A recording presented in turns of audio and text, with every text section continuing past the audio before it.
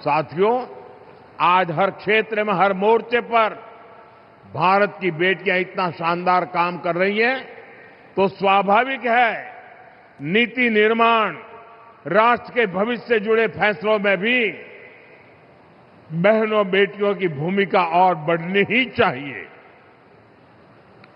देश को आज इसकी बहुत जरूरत है।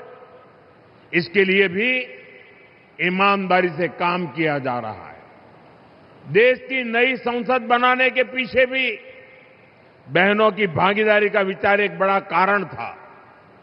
नई संसद बनी तो पहला काम हमने महिलाओं को 33% आरक्षण देने का ही किया। 40 साल से बहनों का ये अधिकार अटका और लटका हुआ था। इसलिए हमने साल 2023 में संसद में नारी शक्ति वंदन अधिनियम पारित करवाया। साथियों, कानून बनने के बाद उसे लागू किया जाना जरूरी होता है। अब ये जरूरी है ये कानून जल्द से जल्द लागू हो। इसलिए पिछले दिनों संसद में इसको लेकर चर्चा रखी गई थी।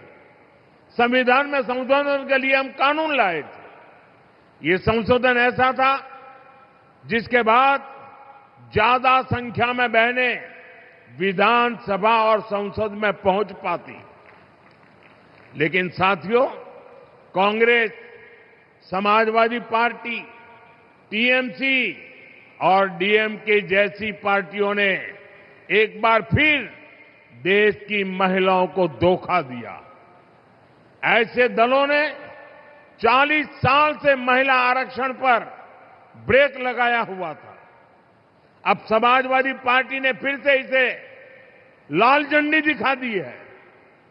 साथियों, असली बात यह है कि ये सारे परिवारवादी और तुष्टीकरण में डूबे दल नारी शक्ति से डरे हुए हैं।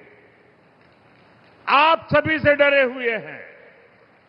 ये परिवारवादी दल देश की उन बेटियों को विधानसभा और संसद नहीं आने देना चाहते, जो कॉलेज कैंपस से लेकर पंचायतों, स्थानीय निकायों तक हर जगह अपने दम पर नेतृत्व दे रही है। ये जानते हैं कि अगर धरातल पर काम करने वाली बेटियां ऊपर आ गई तो इनका नियंत्रण खत्म हो जाएगा, इनकी सत्ता पर सवाल खड़े हो जाएंगे। इसलिए ही जो परिवारवादी दल है ये संसद में हुए विरोध में सबसे आगे रहे हैं। साथियों, मुझे संतोष है कि देश की बहनें बेटियां इनकी इस कुटिल मंशा को पहचान गई है।